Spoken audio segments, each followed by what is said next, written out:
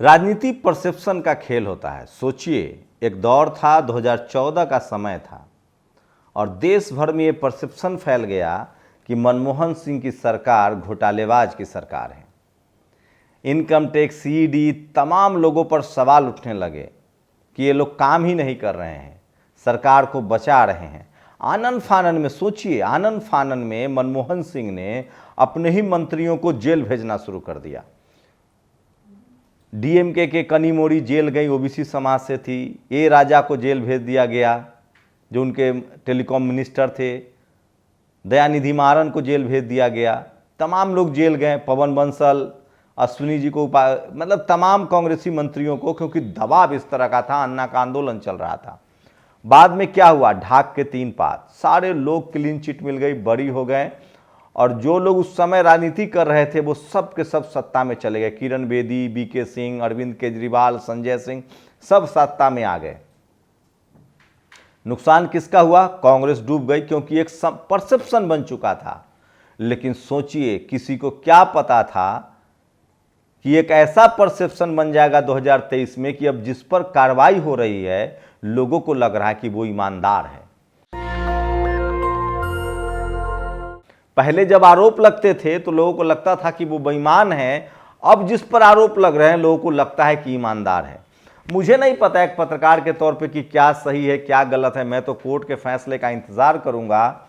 जैसे टेलीकॉम घोटाले में सारे लोग बरी हो गए, 2G घोटाले में सारे लोग बरी हो गए, कोयला घोटाले में सब लोग बरी हो गए, और जिस शख्स ने, CAG के जिस अधिकारी ने, विनोद राय ने सारे आरोप लगाए थे, उसने माफी मांग ली।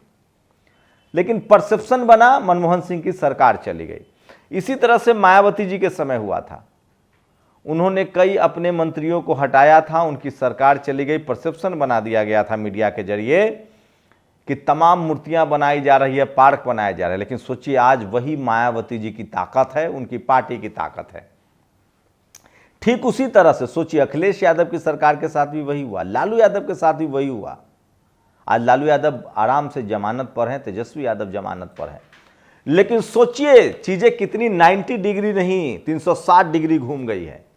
2023 में, जब 2024 आने वाला, भी हम 2023 में हैं, यह स्थिति हो गई है कि जिस CBI को सुप्रीम कोर्ट ने तोता कहा था, अब वही सवाल ईडी पर उठ रहा है। दरअसल आप लोगों को लग रहा होगा कि आखिर इनकम टैक्स और ईडी से पहले CBI का इस्तेमाल होता था, CBI लोगों के घर जाती थी, अब ईडी क्यों जा रही है? इसमें भी दो कांग्रेसियों का हाथ है, एक चिदम्बरम और एक प्रणब मुखर्जी। खैर, प्रणब मुखर्जी नहीं रहे तो उनको छोड़ दीजिए। चिदम्बरम ने ईडी को इस तरह से कर दिया कि CBI से ज्यादा मारक ईडी है। PMLA कानून के तहत 1 रुपए के आरोप में आपको गिरफ्तार किया जा सकता है। इनकम टैक्स और CBI से ज्यादा मारक चिदम्बरम ने PMLA को बना दिया।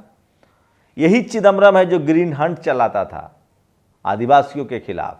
यही कांग्रेस है जिसने मकोका जैसे कानून बनाए, UAPA भी इसी कांग्रेस ने बनाया। और क्या शानदार इस्तेमाल नरेंद्र मोदी की सरकार इन्हीं कानूनों को इन्हीं के खिलाफ कर रहे हैं। सोचिए, 90 दिन अमित शाह को, चिदम्बरम गृह मंत्री थे, जेल में रखा गया था। 108 दिन उनको जेल में लगभग रहना पड़ा। लेकिन सोचिए, क्या बीजेपी वही गलती कर रही है जो कांग्रेस कर रही थी? लग तो यही रहा है। आज क्या हालात हो गए हैं, जिस भी नेता, पत्रकार के घर इनकम टैक्स, ईडी के छापे पर जाए, पब्लिक परसेप्शन ये बन जाता है कि वो ईमानदार है। और उससे भी बड़ा पब्लिक परसेप्शन ये बनता है, जिसको टीवी अखबार वाला भ्रष्ट कह दे, वो तो भैया एकाएक रातों रात स्टार हो जाता है। संजय सिंह आज के डेट में सबसे ज्यादा पॉपुलर नेता हो गए। सोचिए, आज के डेट में सबसे ज्यादा पॉपुलर पत्रकार अभिसार शर्मा, उर्मिलेश जैसे लोग हो गए, जिनके यहां रेड पड़ी, पूछताछ के बाद जिनको छोड़ दिया गया। तो क्या नरेंद्र मोदी इस परसेप्शन की लड़ाई में फंस चुके हैं? लोग बता रहे हैं, जानकार बता रहे हैं, जो पत्रकारिता के बड़े जानकार हैं, कानून के बड़े जानकार हैं, बाकायदा प्रसून वाजपेयी ने तो एक शो किया है कि 4 लोगों पर नजर है बीजेपी की, और ईडी एक बड़ी कार्रवाई कर सकती है। वो 4 लोग कौन हैं? ममता बनर्जी और उनके भतीजे अभिषेक बनर्जी। तो क्या अगली गिरफ्तारी उनकी हो सकती है? लोग कयास लगा रहे हैं। संजय सिंह की गिरफ्तारी में क्या झोल है वो भी बताऊंगा। लालू यादव और तेजस्वी यादव को फिर से एक नया सप्लीमेंट्री चार्जशीट में तेजस्वी यादव का नाम डाला गया है। खैर उनको दोनों को जमानत मिल गई है, नौकरी और जमीन घोटाला के आरोप लग रहे हैं उन पर। तेलंगाना के मुख्यमंत्री केसीआर और उनकी बेटी कविता, दरअसल चाबुक घुमाया जा रहा है। राजनीति के जानकार सूत्र बताते हैं कि जो बीजेपी में आ जाएंगे उन सबको क्लीन चिट मिलेगी। कल केजरीवाल ने खुल के कहा कि अगर मैं थोड़े से बात मान लूं तो ये सब मुसीबतें टल जाएंगी। तो ममता बनर्जी, केसीआर, उसके बाद हेमंत सोरेन। झारखंड में भी सरकार इसी तरह से ईडी के सहारे अपनी गोटी लाल करने की कोशिश कर रही है। लेकिन सवाल है कि इसके बावजूद भी जो पब्लिक परसेप्शन बन गया है कि जिसके यहाँ रेड हो रहा है वो ईमानदार है, वो बीजेपी से लड़ रहा है, जिस पत्रकार के यहाँ रेड पड़ रहा है वो ज़्यादा ईमानदार है और वो भी बीजेपी से लड़ रहा है। इस पब्लिक परसेप्शन को बीजेपी कैसे तोड़ पाएगी? शायद नहीं तोड़ पाएगी। और इसी का नतीजा है कि बीजेपी अपने हितैषियों को खोती जा रही है। अभी दक्षिण भारत से एक और खराब खबर आई है बीजेपी के लिए। जिस तरह से आंध्र प्रदेश में टीडीपी नेता को जेल में डाल दिया गया, चंद्रबाबू नायडू पूर्व मुख्यमंत्री को, उनके समर्थन में एक बड़े नेता आ गए हैं जो फिल्म स्टार भी रहे हैं, जिनकी बहुत पॉपुलैरिटी है आंध्र प्रदेश में। और अगर इन लोगों ने, टीडीपी ने और कांग्रेस ने मिलकर चुनाव लड़ा तो यकीन मानिए बीजेपी का बीजेपी ही नहीं, बीजेपी के जो समर्थक दिख रहे हैं केसीआर, माफ कीजिएगा जगन मोहन रेड्डी, उनका भी सुपरा साफ हो जाएगा। उड़ते उड़ते तो ये भी खबर है कि जगन मोहन की रेड्डी बहन जो तेलंगाना में राजनीति में सक्रिय हैं, वो आ सकती हैं किसके साथ? वो जल्दी ही आ सकती हैं कांग्रेस के साथ। तो ये भी सबसे बड़ी खबर है जो मैं आपको बता रहा था। लेकिन ये ट्वीट देखिए, किस तरह से बीजेपी ने अपना एक और दोस्त गवा दिया है। जो सबसे बड़ी खबर है जो मैं आपको बताना चाह रहा हूं कि लगातार नुकसान झेल रही है बीजेपी। मैं बताऊंगा कैसे उसके गठबंधन ढीले पड़ रहे हैं, विकेट गिरता रहेगा, बीजेपी पार्टी का क्या होगा। नेशनल अडानी अलायंस के लिए बुरी खबर, पवन कल्याण ने छोड़ा एनडीए, टीडीपी का करेंगे समर्थन। पवन कल्याण बहुत फेमस है आंध्र प्रदेश में, तेलंगाना में, और उन्होंने टीडीपी के साथ जाने का फैसला किया है। साम दाम दंड भेद, बीजेपी सब कुछ कर रही है, तो हमारे साथ आओ या जेल जाने के लिए तैयार हो। लेकिन एक बात तो तय लग रहा है कि हेमंत सोरेन, ममता बनर्जी, अरविंद केजरीवाल अब तो शायद ही बीजेपी के पाले में जाएंगे, क्योंकि चीज़ें इतनी आगे बढ़ चुकी है कि अगर ये पाले में जाएंगे बीजेपी के तो लोग कहेंगे कि भ्रष्टाचारी था, जेल जाने के डर से चला गया। अब इनकी भलाई इसी में है कि ये बीजेपी से लड़े, अगर शहीद भी हो जाते हैं तो इनकी शहीदी पर मेले तो लगेंगे। पब्लिक परसेप्शन तो बन ही गया है कि बीजेपी बदले की भावना से कार्रवाई कर रही है। तो एनडीए का कुनबा छोटा हो रहा है। सोचिए, जगन मोहन रेड्डी, आंध्र प्रदेश में एक संभावना बन रही थी कि जगन मोहन रेड्डी कुछ सीटें जीतेंगे और बीजेपी को अगर कुछ समर्थन की मदद पड़ती है तो अब दो ही दोस्त बीजेपी के रह गए हैं जिनके पास सीटें आ सकती है, एक जगन मोहन रेड्डी और एक नवीन पटनायक। लेकिन जिस तरह के हालात हैं, जाति जनगणना के आंकड़े आ गए हैं, जिस तरह से मुस्लिम, दलित, पिछड़े, आदिवासी नाराज है बीजेपी से, अगर ये दोनों भी जिस तरह से प्रो बीजेपी दिख रहे हैं, इनका भी कहीं जनता सफाया न कर दे, ये सबसे बड़ा सवाल है। सोचिए, अनुप्रिया पटेल ने भी मोर्चा खोल दिया है कि जाति जनगणना समय की मांग है और ओबीसी की हकमारी रुकनी चाहिए। ये सबसे बड़ा सवाल है जो आज गूंज रहा है, बीजेपी यहीं फंस रही है। तो सवाल है कि क्या ईडी का इस तरह से जो कार्रवाई चल रही, हो सकता है कि मैं ये नहीं कह रहा हूं, मैं क्लीन चिट नहीं दे रहा हूं, हो सकता है सचमुच भ्रष्टाचार के खिलाफ कार्रवाई हो रही हो, लेकिन सवाल है कि उस पब्लिक परसेप्शन का क्या। सोचिए, 2013 में यही पब्लिक परसेप्शन तो बन गया था कि ये सरकार भ्रष्टाचारी है और जनता ने उखाड़ फेंका, जबकि सबको क्लीन चिट मिल गई, भ्रष्टाचार नहीं हुआ था। यही परसेप्शन बन गया है 2023 में कि सरकार सब पर बदले की भावना से कार्रवाई कर रही है और बीजेपी का कुनबा छोटा होता जा रहा है। जेडीयू ने उसका साथ छोड़ दिया नीतीश कुमार ने, उसके बाद अकाली दल ने उसका साथ छोड़ दिया, पंजाब उसके हाथ से निकल गया, जयललिता की पार्टी एआईडीएमके ने उनके साथ उनसे गठबंधन तोड़ लिया।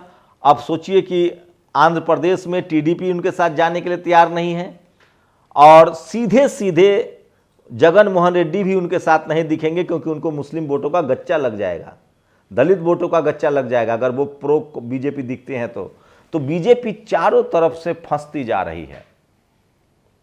और सबसे ज्यादा जो तमाम इंस्टीट्यूशन है उसके साख पर बट्टा लग रहा है। तो क्या अरविंद केजरीवाल, हेमंत सोरेन, ममता बनर्जी, केसीआर ये पाला बदल लेंगे?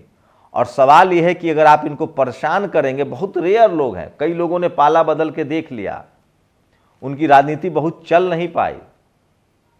पश्चिम बंगाल में कई लोगों ने पाला बदला था, ममता बनर्जी को हरा नहीं पाए, आज भी वो हाशिए पर है।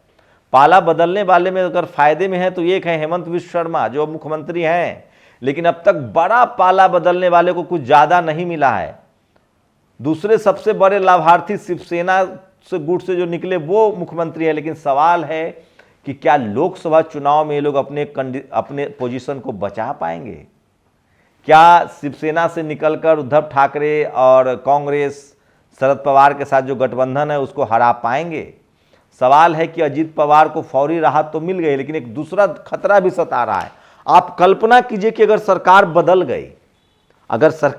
गई और शिवसेना सत्ता में आ गई गठबंधन में, तो वो क्या करेगी जिन्होंने उसके पार्टी को तोड़ा है? क्या वो बदले की भावना से कार्रवाई करेंगे या नहीं करेंगे? राजनीति में सब चलता रहा है।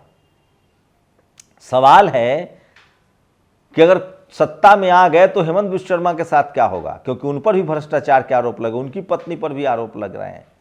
तो मैं फिर कह रहा हूं, राजनीति उस दौर में चला गया है, बीजेपी ने आर पार की लड़ाई कर दी है। बीजेपी ने जो सब कुछ पर्दे में था, मैं एक दिन देख रहा था, एक शुक्ला जी हैं, राजीव शुक्ला, कांग्रेस के बड़े करीबी, गांधी परिवार के करीबी, कैसे बीजेपी और कांग्रेस मिल बांट के खाती थी, और जब तक कांग्रेस की सरकार रही तब तक बहुजनों नेताओं को फंसाया जाता था। मोदी जी ने इस लड़ाई को आर पार का कर दिया है। अब पार्टी नहीं जाति नहीं पार्टी देखी जाती है, और सोचिए सवर्ण नेताओं पर भी कार्रवाई होती है। अच्छा है, राजनीति ने अपने आप को वहां पहुंचा दिया, लेकिन सवाल है कि पब्लिक परसेप्शन में बीजेपी को नुकसान होता दिख रहा है। हो सकता है कि इन लोगों पर भ्रष्टाचार साबित हो जाए, लेकिन पब्लिक परसेप्शन तो यही है कि ये सब के सब निर्दोष हैं और इनको फंसाया जा रहा है। ठीक उसी तरह से जैसे मनमोहन सिंह के समय पब्लिक परसेप्शन बन गया था कि भैया ये सब के सब भ्रष्टाचारी हैं, जबकि सबको सबके सब क्लीन चिट मिल गया। राहुल गांधी अगर जेल नहीं भेजे जाते हैं, सोनिया गांधी, रॉबर्ट वाड्रा, क्या हुआ? बीजेपी नहीं भेज पाई। लोगों को लगता है कि बीजेपी छोटी मछलियों को परेशान कर रही है ताकि उनको राजनीतिक फायदा मिले। आपको क्या लगता है, क्या ईडी सीबीआई की ये जो कार्रवाई है वो बीजेपी को फायदा दिलाएगी या नुकसान कराएगी? क्योंकि उनके जो समर्थक हैं, बीजेपी के जो समर्थक हैं, वो ईडी सीबीआई भ्रष्टाचार पर तो उन्होंने वोट ही नहीं दिया। उनके समर्थक ने हिंदू मुस्लिम पर वोट दिया था, धर्म के नाम पर बीजेपी को वोटर वोट दे रहे थे। लेकिन सवाल है कि सवर्ण नेताओं पर कार्रवाई करके बीजेपी अपने पैर पर कुल्हाड़ी तो नहीं मार रही है, क्योंकि सत्येंद्र जैन बनिया वैश्य समाज से आते हैं, संजय सिंह और मनीष सिसोदिया राजपूत समाज से आते हैं। एससी एसटी ओबीसी पर वो बड़ी कार्रवाई कर नहीं सकते क्योंकि वो खुद ऑलरेडी नाराज हैं। जाति जनगणना उनके गले की फांस बन गया है। तो क्या इनकम टैक्स ईडी के भरोसे बीजेपी सर्वाइव कर जाएगी? टीवी अखबार जैसी किसी को भ्रष्टाचारी कहता है, वैसे ही लोगों को लगता है कि बंदा ईमानदार है।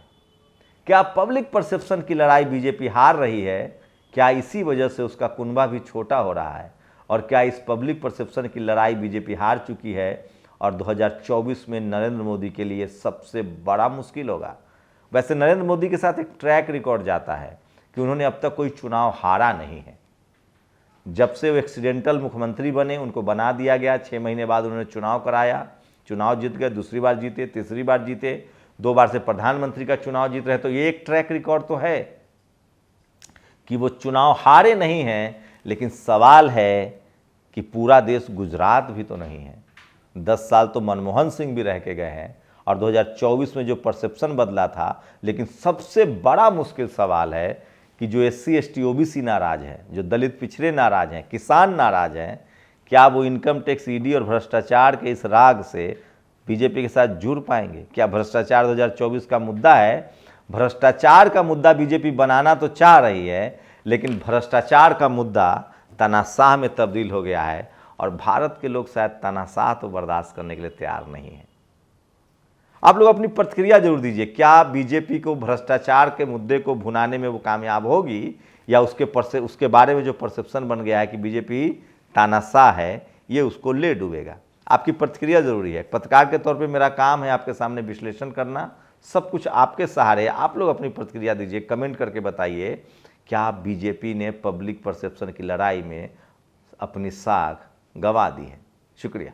नेशनल दस्तक की आपसे गुजारिश है कि अगर इसको बचाना चाहते हैं तो नेशनल दस्तक को सब्सक्राइब करने के लिए रेड कलर के सब्सक्राइब बटन को दबाएं, फिर बेल आइकन की घंटी दबाएं। नेशनल दस्तक को बचाने के लिए बहुत जरूरी है कि हर खबर को शेयर करें, लाइक करें, कमेंट जरूर करें।